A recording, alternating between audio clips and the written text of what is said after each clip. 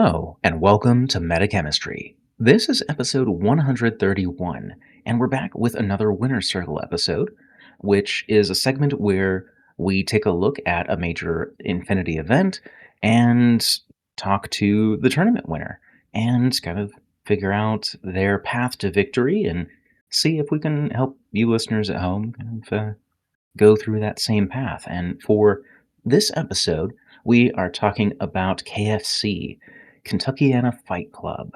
And the winner of that this year was Fess. So, Fess, thank you so much for jumping on with us. It's great to have you. Happy to be here. Yeah, so that is super exciting. I believe, is this the first year KFC has been a satellite event? Yes, this was their first official satellite, and they put on a pretty amazing production considering. The venue was the University of Louisville. Everything started and ended on time for the most part. 32 very good players. That was a very stacked room, and everything went well. Nice. That's Out of awesome. curiosity, how many years has the event been running? I believe this is their third year, but don't quote me on that. This Nice. is the first time I was up there. Very cool. Well, it's always neat to see more satellites pop up and more events added to the circuit, especially since pandemic related events have kind of taken a few off the map. Yeah, unfortunately. Glad to see some more coming up, so that's awesome. The next wave coming. That's right. Dun dun dun. All right. Well, before we kind of get into the event itself, we do want to take a quick moment to thank the sponsor of Metachemistry, Mo Games.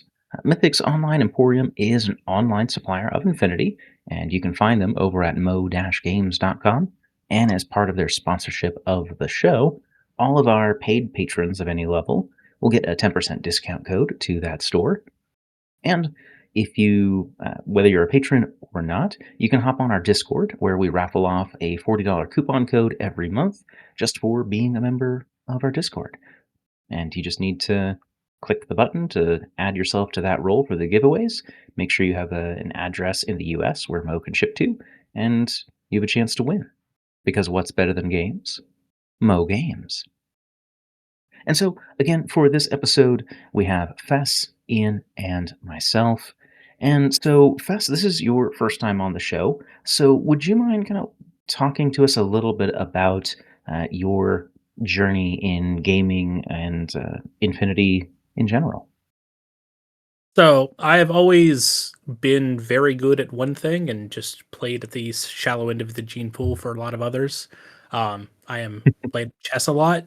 I'm really, really bad at chess, but I led a pretty successful World of Tanks group, pretty successful MechWarrior Online group. Mhm. And so Infinity is a strictly post-COVID hobby for me.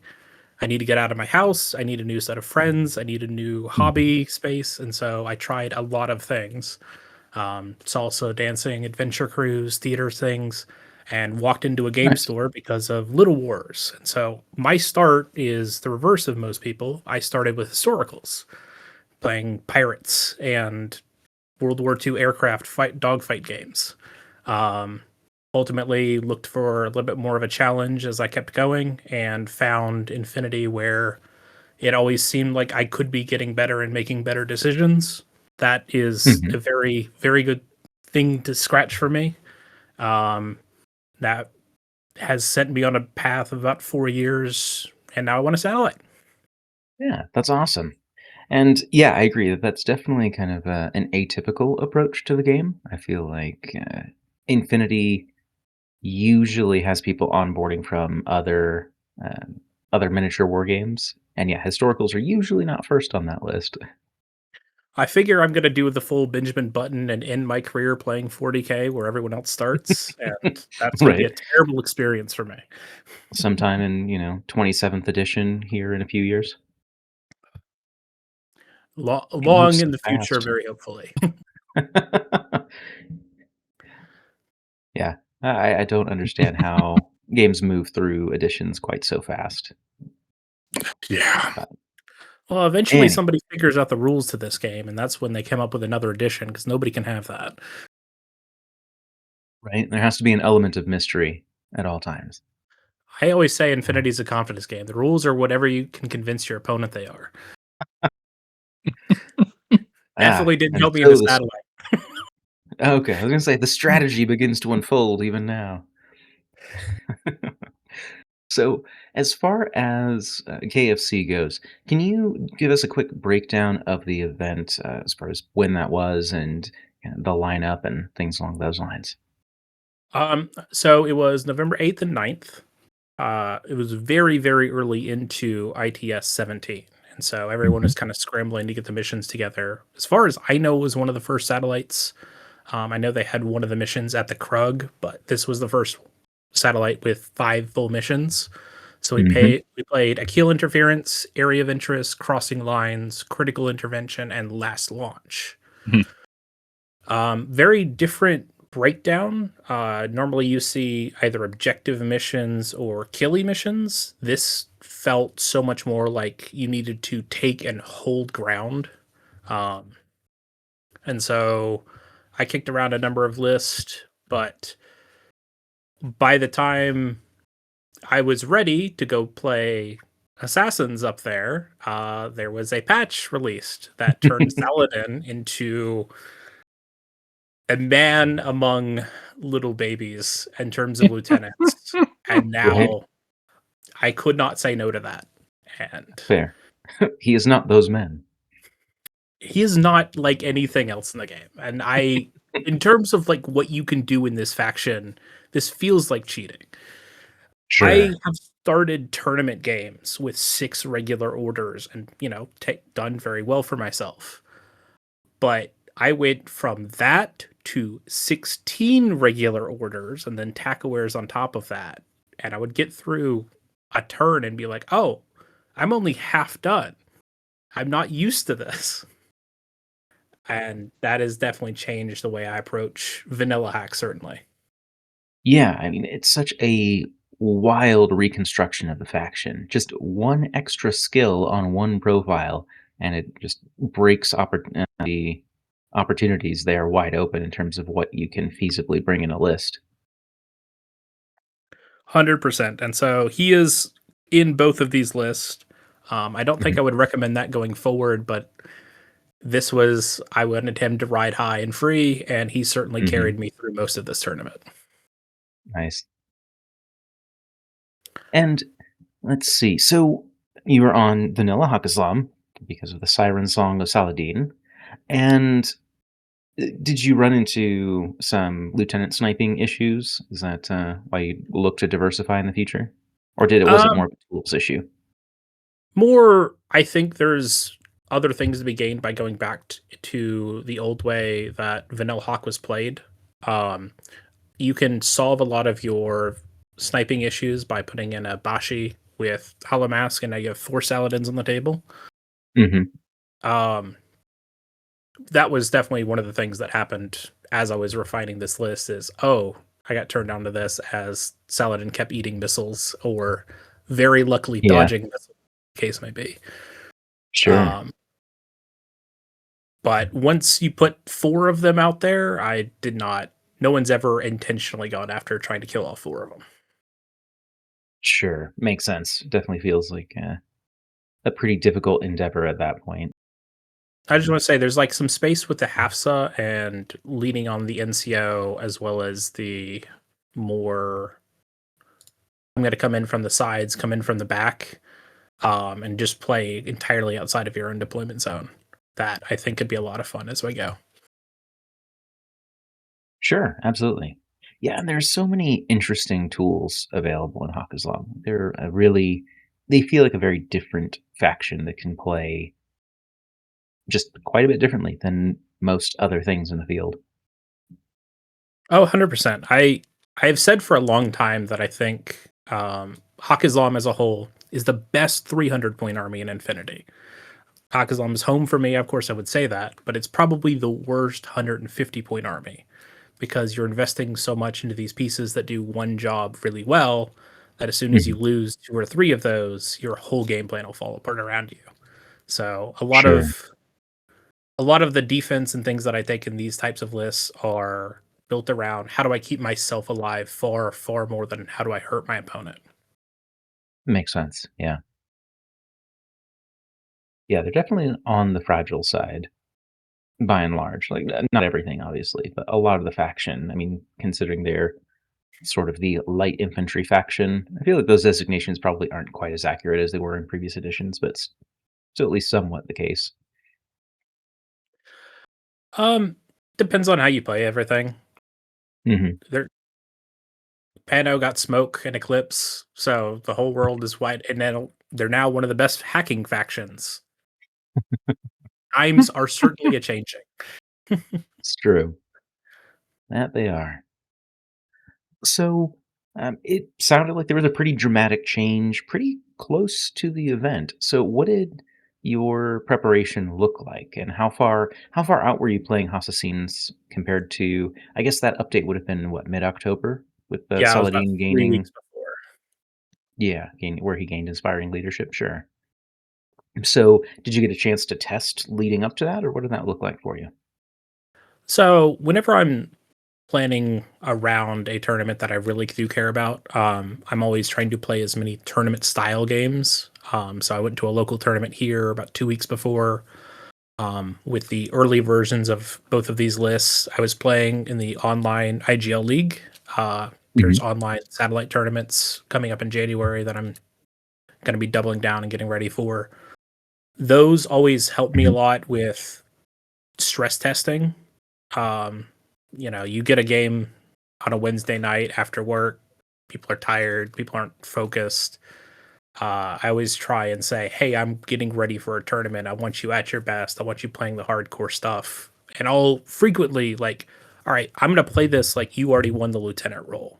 And I want you to bring a list with, 20 plus wounds because I know I'm going to have some trouble with that." Where Sure. I'm constantly, where are the fault lines? Where are the fractures in this list? What are the things that I need to be careful for? Because knowing, oh, I'm versing this or that, the Mukhtar is the most important unit here. Maggie is the most important unit here. Or maybe the Hunzicut, bravely in the little middle pushing his button is the most important unit. I will sacrifice my whole fire team to keep him alive because I know I'm going Sure. to need that order and that position on turn 3. So a lot of Very the cool. stress testing is around finding those pieces. Nice. I like that a lot. Where you're kind of forcing more or less worst case scenario that you can fight in, and then that's kind of your training space. It definitely, they're not fun games, but the prep work has certainly always paid off for me whenever I'm invested in like, all right, I'm going to travel for this trip. I want to do well at it versus it's Mhm. at home, it's a local. I'll just show up with something. Sure. That But makes sense. practice like you mean it. Fair. Yeah.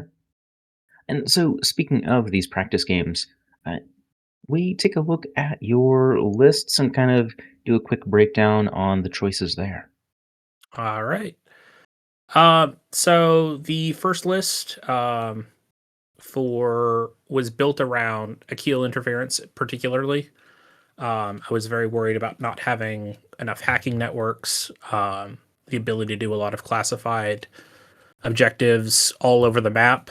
They're not great mobility options through vanilla hack is that are durable enough to go out there and hold a piece of ground. And so I'm constantly looking for ways to throw another thing up there that can do even more objectives. So it was a layered approach of like the Mukhtars are going to go up, do a bunch of classifieds and then die. And then Janissaries, Leia, and Muyab are going to go up and do a bunch of classifieds and then die. And I'll land the Rajik on my last turn, do a bunch of classifieds, and then win the game. Sure. Yeah. So everything was kind of built around those pieces and getting them up there. This is exceptionally light on long range options. I don't have a lot of AP here, but the if I'm doing everything right, I'm walking around, I'm cautious moving, I'm throwing smoke and barriers, and the jammers are keeping me with enough of a cushion to be able to still have some mobility. getting out of my own deployment zone. And fortunately, that all worked out pretty well.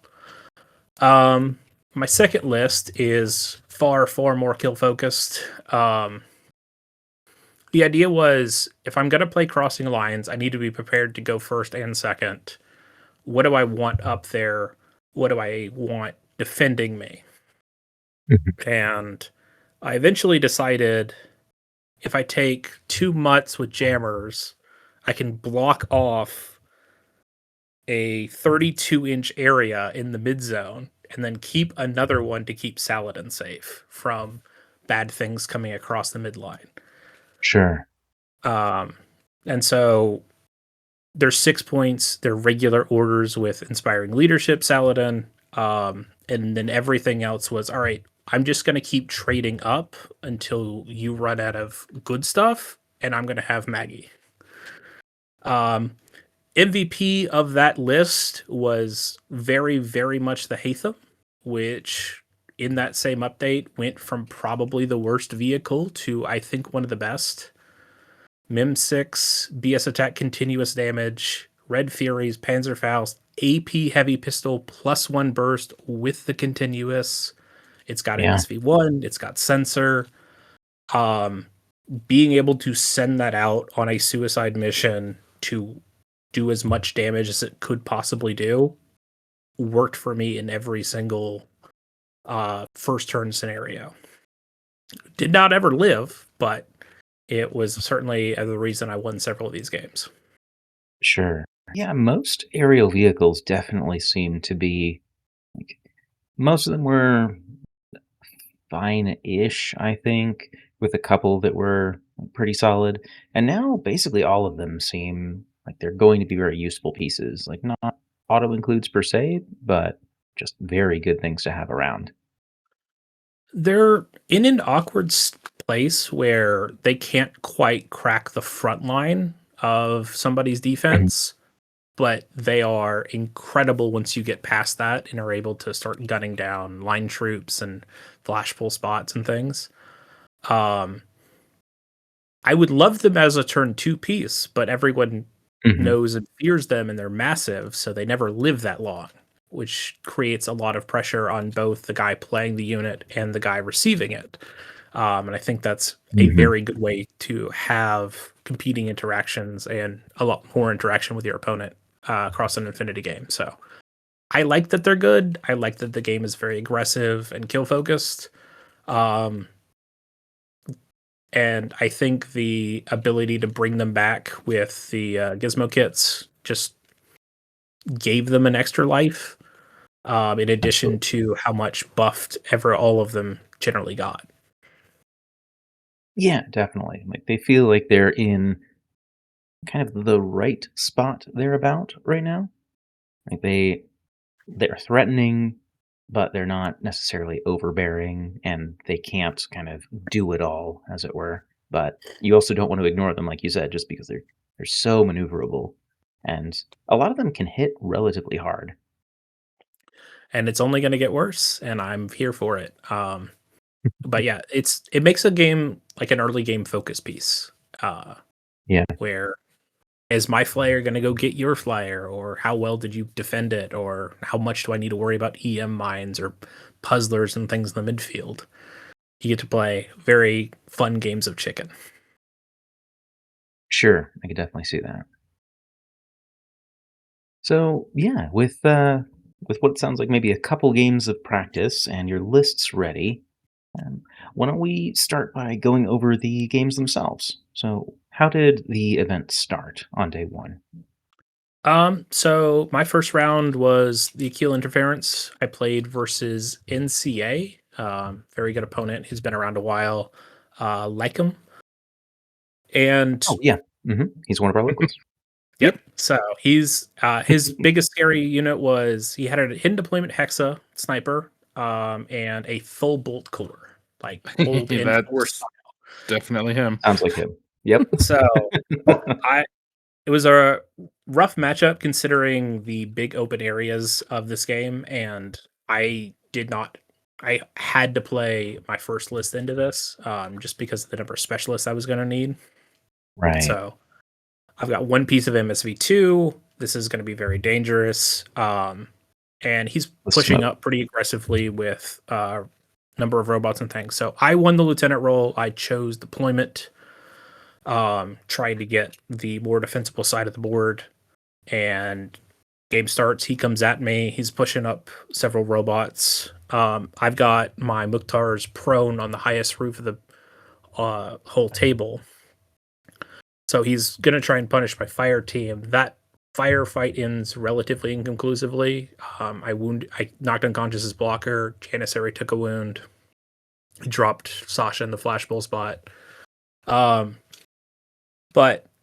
I was basically able to keep the game always in front of me. And so using a lot of the defensive mutts, all right, my turn. I'm going to kill everything in the midfield and then come back. His next turn, he pushes up more aggressively with his remaining units. All right, I'm going to kill everything in the midfield and then fall back a little bit. It was so many of my practice games had a very, very heavy focus on that antenna. And so I had a mind watching it. He had a mind watching it. Neither of us was quite willing or had the orders to go deal with that properly. So we ended Sure. up in a number of long range gunfights on my turn that favored him because of sniper rifles versus Red Furies.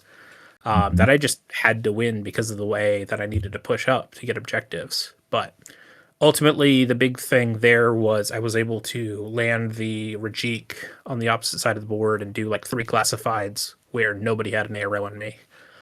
And his final push up is the whole bolt core running through and just dropping guys left and right, but not necessarily having the ability to sit there and do objectives because I always had a shot at the specialist that needed to do the thing.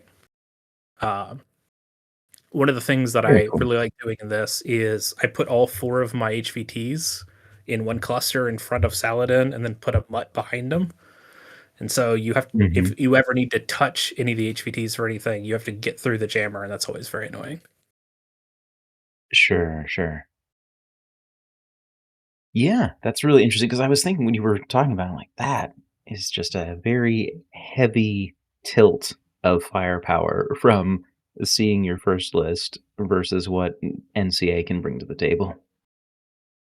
I am very lucky because his other list had a tag in it, and there is nearly no way besides getting a total control or a very lucky isolate on it that I was ever going to be able to deal with that. So um, I don't have the firepower in this list, but it was able to pull that win out just because of the fact that the Rajit can do like 15 classifieds and so can the Mukhtar. Sure. Yeah, that definitely goes a long way.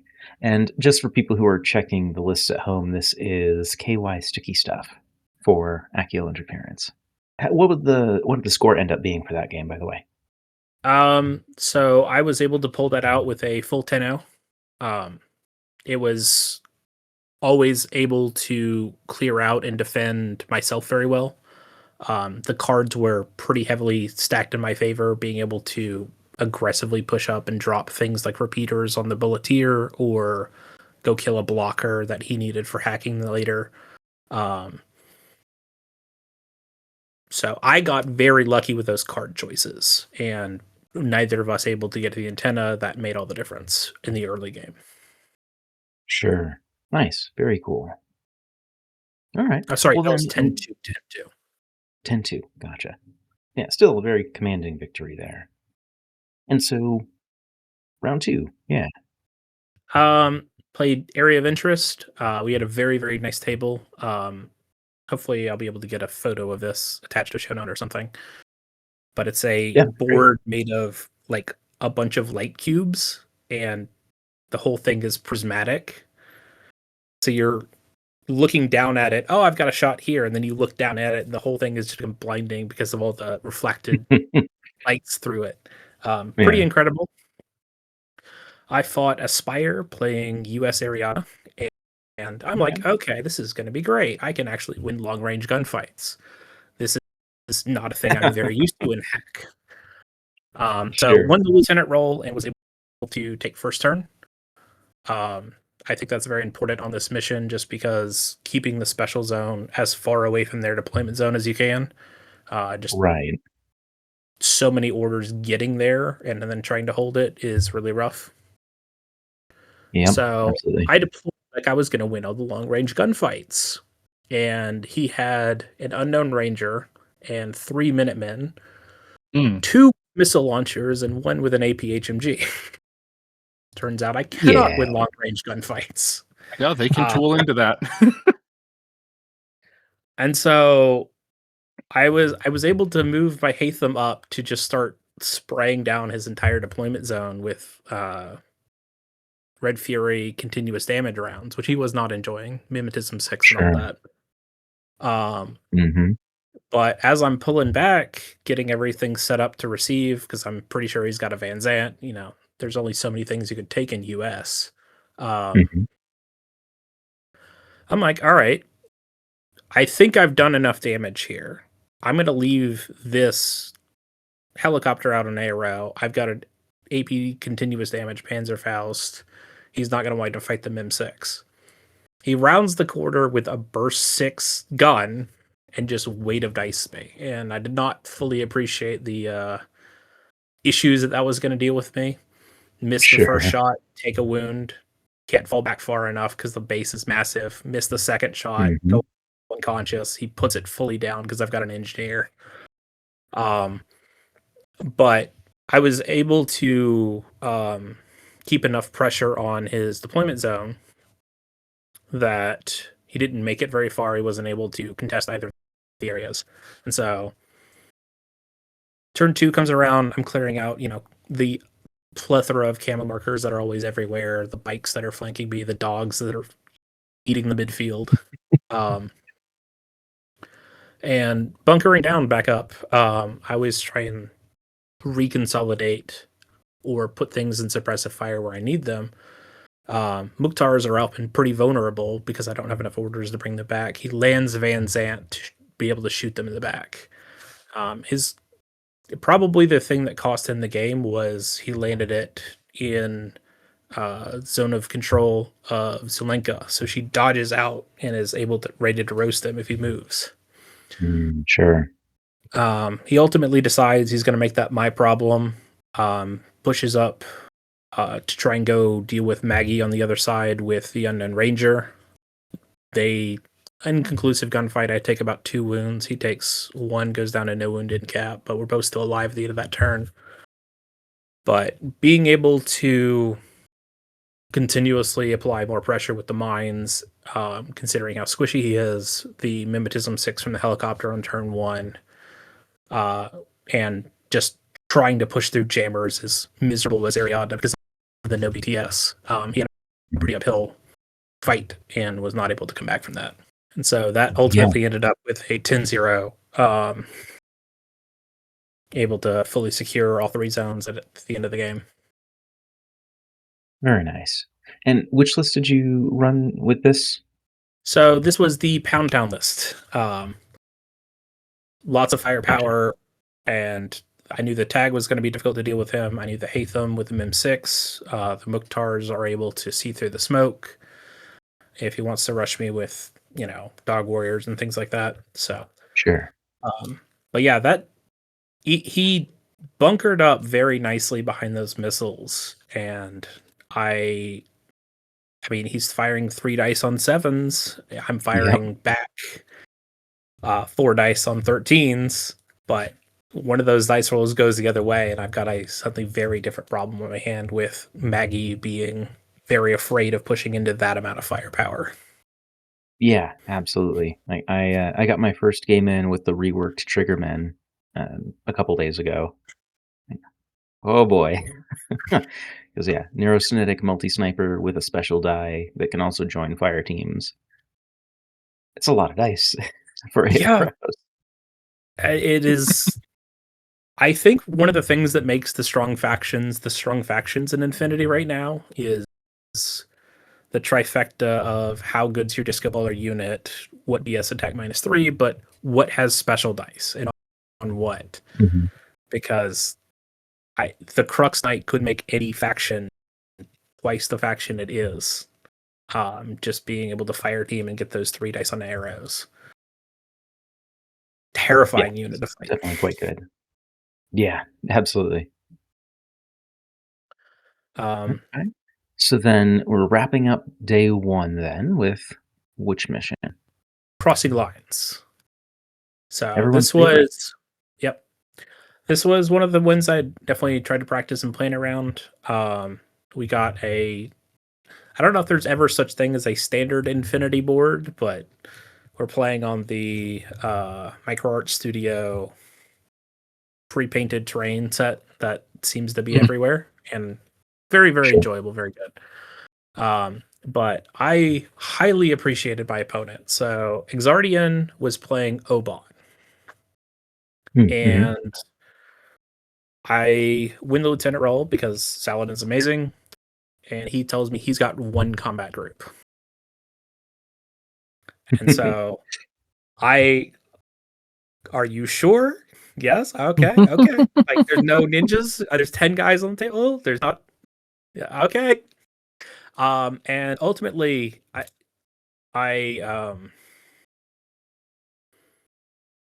set up to receive. The list is very, very defensive in this case. I want to be able to control those zones at the end. And Mhm. so he's got Musashi and 2 Tankos that he puts in the middle. He's got a duo of Shikami on one side and a 5-man pure Dumaru core on the other. That's And a lot of beef. it's I think 21 wounds and like 12 orders because the lieutenant order, and Great. that quickly became, all right, how do I keep the Shikamis away from me and keep them from scoring anything? Once again, Hatham proving its worth. He doesn't have any real MSV. I'm able to flank the whole 5-man Damaro fire team with the +1 burst AP pistols. Able to do a lot of work there. I've got Delamies and Maggie shooting across the front of my deployment zone, trying to keep it safe from Tankos running through with disco ballers. He Mhm. very much considered it for a while, but ultimately decided he was going to turn the consoles on and try and play the objective a little bit more. And so my turn 2, I'm able to put Maggie in suppressive fire on top of a building, trying to contain everything. And he was not able to break out of that. So That is the dream with the Maghreba, I feel like. the 360 visor, the mines in Yeah. front of you, it is a golden age, truly, when you can give HMG fire liberally across the entire board because you see everything. Right. And That's so, awesome. but he was constantly playing to his outs, using his disco ballers very well to maneuver around the firing lanes I had set up. Was able to drop the Hatham, and just ultimately wasn't able to push in to take enough of my orders away. Turns out Maggie is 90 something points whenever you put it in the final zone on the other side. Does not matter if there's 2 Shikamis over there. Right. No kidding. So, very, very fun game. Very, very fun opponent. And so that Awesome. ultimately went 8-2 and another glorious victory for my Pound Town list. Very nice. Nice. So yeah, so it looks like you're on 3 majors at the end of day 1, and what was it, 20 28. 28 Yep. OP? Yeah, very nice. So So day 2 rolls around. Oh, sorry, go ahead. we had a lovely. That's probably the thing that I love about traveling to tournaments is going to the dinner afterwards, where everyone gets to Mhm. discuss all the crazy dice shenanigans whoa, I would have won if I had done this. And definitely very much enjoyed the number of new friends that we all made across that night with beer and pretzels everywhere. Absolutely. Yeah, I agree, that's definitely my favorite part is the hangout in the evenings. Yep. So round 4, next day, I'm playing Brad to the Bone on Vanilla Combined Army. And I have a lot of personal animosity with VCA. He's taking an Achilles and anathematic list. It's top heavy. Very. And so I Scary. am for once actually outclassed on my lieutenant and lost that lieutenant role. And I was just like, all right, here we go. This is about to be the hardest tournament game I'm ever going to play. And he selected to go first Okay. on critical intervention. I think that is probably like that mission might be as cited as B-Pong where you want to go second, in terms of how much easier the defender has it. So definitely breathe a big sigh of I can see it. relief. I'm like, all right, Mhm. cool. I'm going to turn the turrets on. I want to fall back behind my own lines, push through my jammers. I'm playing the Pound Town list once again, very, very kill focused. Mhm. And come to me if you dare. And so he does there because he's got Achilles, who Right. runs into the middle, starts shooting, dropping Dalamis and Mutts and taking pot shots at the Magariba guard from an angle that I wasn't expecting. And then group 2 comes in and Athematic walks into the room, clicks the button on the first try, and just walks away. All right, Without well, hitting the antenna? nope. I mean, you're whip 17. You're doing what Pano does normally, and he just got away with it. It's kind of Right? incredible. Sure. Or 60? 16? I guess it's a coin flip. That's still pretty good. Yeah. Yeah. So he was able to get that in one order, and walk away Mhm. with it. But now, all right, kill on sight, target number 1 objective.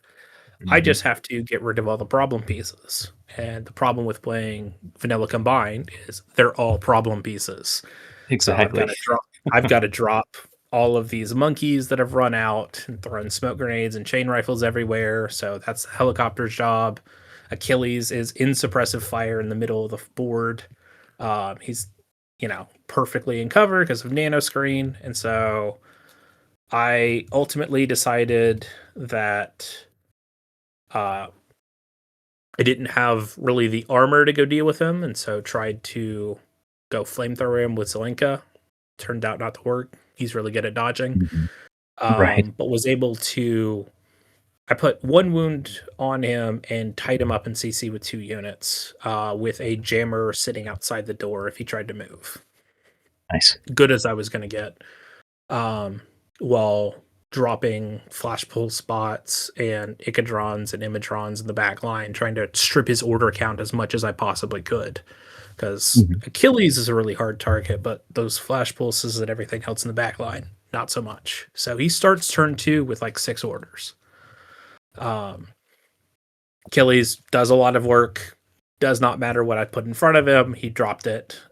So ultimately come down to the helicopter to save the game and is able to use the heavy pistols once again to clear out Achilles.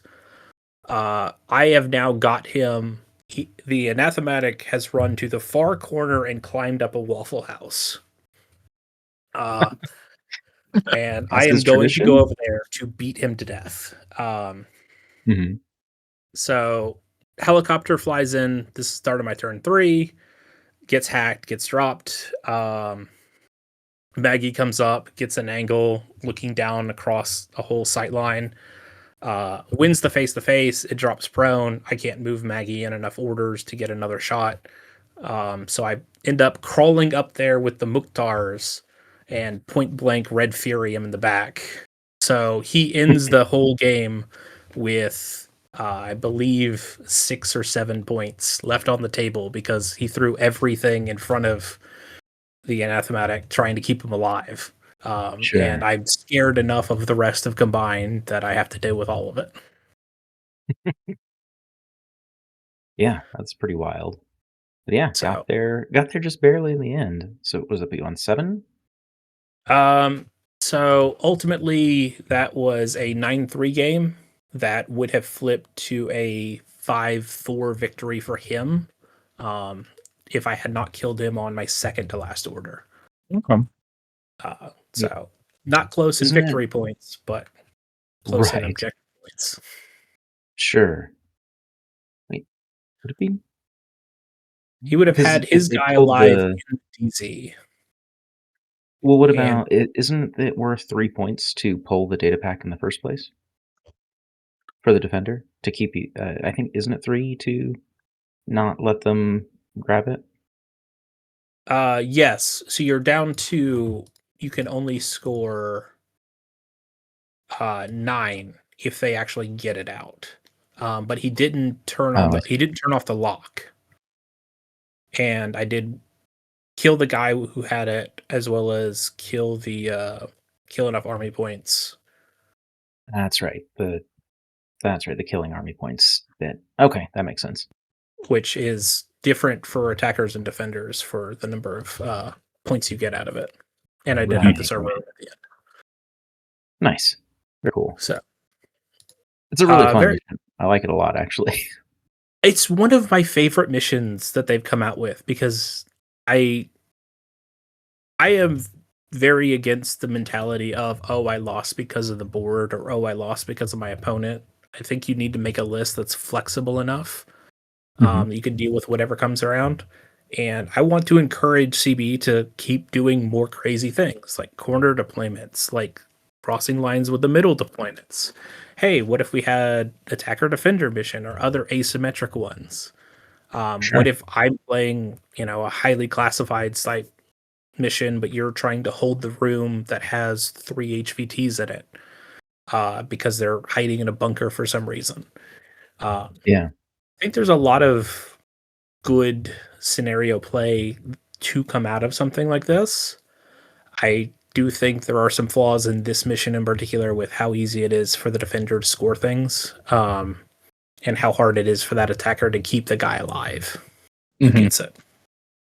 Yeah, not having the option to pass it off was a little bit of a surprise, and that you can't pick it up if the carrier dies. Like, basically, they have the data, and there's no other way to extract it except through that person was a little odd, but I get why that could be pretty insurmountable potentially if somebody's able to run it back to a really fortified area with and then use their heavy hitter to then keep everybody else off of them.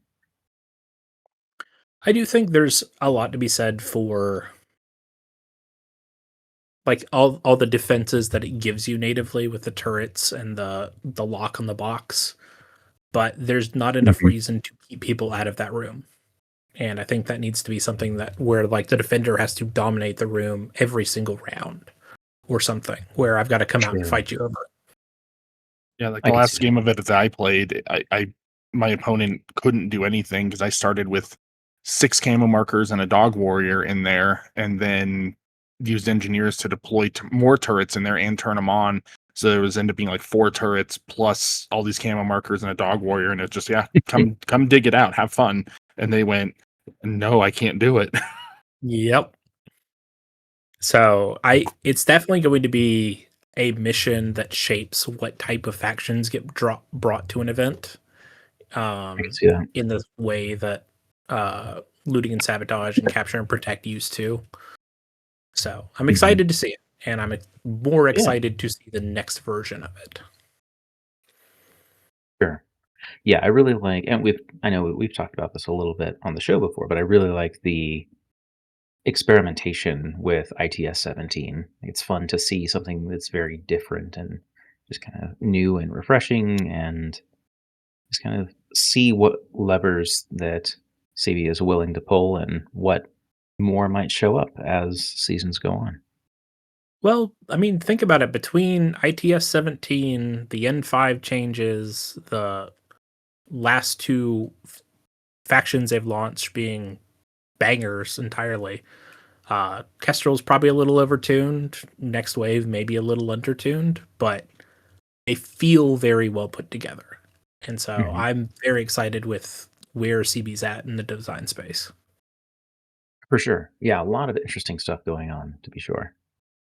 So, I've very said that exciting times. every edition of this game has gotten better, and Mhm. every time I hear somebody talk about kinematica and full auto in the old days, I am horrified because I never played an N3. No, And it that gets sounds worse if like you go back to N2. It's even scarier. yeah, and then we get fall damage and all sorts of other Mhm. things that Suppression fire having first strike. Did you survive? Now you can shoot back. Oh, the Chassor gets to ARO you after you decide what your second skill is. Oh yeah, And there's all kinds of nonsense. It was fun.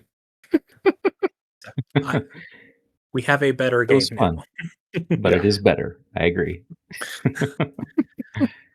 So, So and so let's say oh, go ahead. I am now at this point, I am 37 objective points in, and I've had a relatively easy ride through this. Um, the way the tournament was matching people was first played the top the first person played like the 16th person, and then first played 8th, and then first played 4th. And so we're now finally getting into opponents that have won most of their games very, very convincingly. Mm, And top table definitely deserve to be there. So, last launch versus Bakunin. yeah, And one of my normal sparring partners plays Bakunin and had been taking a stigmata list in preparation, excuse me, for this event. I gave him such an unrealistic interpretation of how durable that unit was because I named it based on the fact that it was making 20 saves a game every time I fought it. Based on I don't have a lot of great guns in Haqqislam, and he's playing it well, putting it behind cover with 3 or 4 things trying to ARO me, so I'm not getting the full weight of dice that I really want to be able to apply to that thing. sure. And so I take Pound Town again. This is my kill list. I cannot afford to let him get a Bakunin, get a Stigmata with a data pack up into space. I can't contest that. Yeah. So take the lieutenant role. They end up winning it, decide to go first. And they've got a penitent team on one side, a Moira team with Kusanagi and a bunch of Cenobites on the other. And so I set up to receive that with Maggie in the middle, Helicopter on one side, Mukhtar's on the other. And for the first time this entire tournament, Sasha rolls something that is not a knife. She finally got an HMG, and Nice. all the glory in terms of I can finally kill something because I'd been explosive CC, DACC, monofilament, just Laura Croft loved her knives the whole tournament. But You know, definitely gummed up their first turn in terms of pushing up Cenobites into unexpected hail of bullets, mhm. where they didn't do the damage they probably really wanted to. Uh, and I'm now, all right, I'm going to push back into you. Well, I drop both the Cenobites, but Kusanagi then crits 4 dodges in a row with like an 11 to Oh. 13, just constantly doing full matrix things down the stairs, getting away from me. And so I'm not able to do the damage that I want. But I'm setting up Kidding. minefields, defensive networks. I grab the data pack and fall back. I don't want to go into the objective room just yet. I'm going to want those orders with those guns later. But I don't have to go press that button if I don't need to. Mhm. So turn 2 comes around. I once again pay for my hubris. The Hatham is up on top of a building, long sight line. I've got a Panzerfaust. You don't have any guns that shoot past 24. I've got this. Penitent rounds the corner through a smoke grenade, drills me with the continuous damage AP spit, and down we go. Full helicopter crash on top of Saladin's head. He was very sad that day. Aw. But ultimately, I am continually killing their specialist while they're killing my attacking pieces, and so was able to continually trade that into a better position. Maggie is still sitting in the middle of the field shooting mines every turn. Game can see both buttons from where she's at. And that ultimately made the difference in not being able to be moved. And once I dropped enough of the armor piercing, enough of the specialist, game got a lot easier. Ultimately, she did not get her final dream of going to space, but both the Mukhtars got up and were able to secure me that win. Nice. Very cool. Yeah, I was really hoping that we'd see, 96 points of Magariba in space.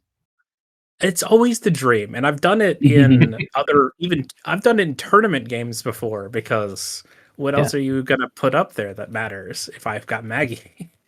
right. Um, and, like, 3 cheap specialists because I'm hack and these are dirt cheap. The Hunzikits are forever. Um, Yep.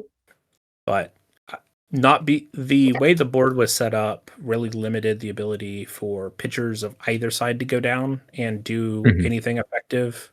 Um there was a chance for the Meteors on to YOLO and chill 2 Saladins at the cost of its life, but Yeah, I think they wisely decided not to do that because that's betting the entire game on the top of 2 if you make that call wrong. So sure. Yeah. it would have been the right call in this case because that was Saladin, Mhm. but I But think no way to know. exactly there's no way you prep for that. So, but yeah, I was able to take that game end to 2, and that was the end of the event for me. Nice. Like 1,000 something army victory points and 47 objective points. So, felt very good about the prep work and time I put into that ahead of time, but did Yeah, no got kidding. very lucky in that result. Yeah, I mean, that's just monstrous objective points for. Like, that's very impressive. Well, I put a lot more prep into this than I normally would have. Because I had played so many tournaments getting ready for this, I was going into this with a 10-0 record for ITS 17. And I was like, if I get 4 Mhm. and 1, when everything updates, I'll be able to get a screenshot of Fess 21 number 1 globally. And that Mhm. was my primary motivation there. And it worked out. Nice. Well, congratulations. That's awesome. Will not be there at the end of the season, but I have the picture, and that's all that matters. That's right. The evidence is there, and you can keep posting it on all of the many Discord servers. Very good time, very good opponents. I avoided several of the hard matchups. Kitten Marines, James Savelle was up there. Mhm. Um, Definitely a lot of sharks in that tank that I either missed or got lost the round before they would have played me. Oh, so Sure. but nothing but good praise for my opponents who were all very creative, especially like Achilles Appomatic, one list Oban, US Ariadna in a satellite tournament. Um, had a great time. I mean, hey, US Ariadna has some teeth now. I could They see it. have some teeth, and unfortunately, they got kicked in that game. You're right. Yeah, no kidding. But yeah, that's a lot of firepower. Like the amount of AP T2 just in Ariadna in general now is kind of staggering. It's definitely able to. The problem is, it doesn't threaten the whole game. It just threatens some Right. of it. Hmm. If you're not ready to deal with those smoke grenades, if you're not able to keep the flamethrowers off you, if you're relying on your mimetism, and then they get into close combat, you're gonna have a bad time. But that's board and faction dependent, and they Right. still need another run through. I think. Sure. Yeah, I think that I mean, hopefully, we're still going to see an update for them in the near-ish future, but Yeah. we'll see. We'll see what that looks like. I imagine it's probably not too terribly far off. But Let's go I Adepticon. believe, Come on. yeah, I'm about to say, I think they're coming out in either Gen Con or Adepticon. I think No, they are pattern would playing say that's my Adepticon is usually when they do the individuals, and then the Gen Con's usually a 2 faction box. Not to say it hasn't been different, but that's the normal pattern. well. I yeah. mean, every faction that they have updated and touched has become a banger Oh yeah. for better and worse. DeFierson Trinity SD dice hurts a Yeah. lot. Um, It's I've got rough. a friend who plays military orders and is ecstatic, and I'm horrified because he hacks better than I do now. He hacks better than Right. Nomads. Um, I mean, he is the last Knight Templar. He should be good at something. I would be okay if it was not that. He has Sure. 14 Spitfire specialist, elite Uber hacker. He drags around a Tinbot. That's like a 4-dude thing in Haqqislam, where each one guy gets one job. He gets all the jobs. Sure. Fair. Yeah, definitely super versatile. A really powerful piece. Yeah. There are things that will beat him in one of those aspects, but not a lot that can beat him in all of those aspects. I still think the game is heading in a positive direction. Like Sasha was in both of Mhm. these lists and was all right. Here's a fun new thing I get this time. Turns out it's another knife, but I've had her pull, mimetism or 8-4. Suddenly that specialist who gets a second booty roll as you run up the board matters in ways that Orc Wars and other things don't usually. And with more points and cheaper profiles everywhere, everyone's getting more guns and more dangerous. A lot of fun. For sure. Yeah. Awesome. Well, it sounds like a really great event and a lot of pretty wild games. So that's always exciting to hear. So, with that, I think we're just about ready to transition over to our final thoughts. But I did want to take a moment to say thank you to our patrons who help keep the show running. We really appreciate your support, and we're looking forward to more and better content as we go along with your help. And if you're looking to join that and you're willing and able to do so, you can find us on patreon.com/metachemistry. And in return, we have some benefits to show our gratitude for that, such as early access to episodes. We have some private areas on our Discord, final voting on polls, things like that. And as far as our Discord itself goes, that will be in the show notes as always. And we'd love to have you, patron or not. It's just a great place to hang out and join our metachemistry community. We'd love to chat with you. So you can find us there. We can talk about lists, paint jobs, tables, all kinds of Infinity stuff. So if you're not feeling like you have enough Discord servers to be a part of, you can join ours. But with that said, uh, Fess, final thoughts on KCF and maybe just general high level play, even. So I really enjoyed KCF. One of the nice things that they did was they had custom objective rooms that were set up like boxing rings. The objectives Mhm. themselves were buckets of chicken, leaning into the KFC name. Um, Right.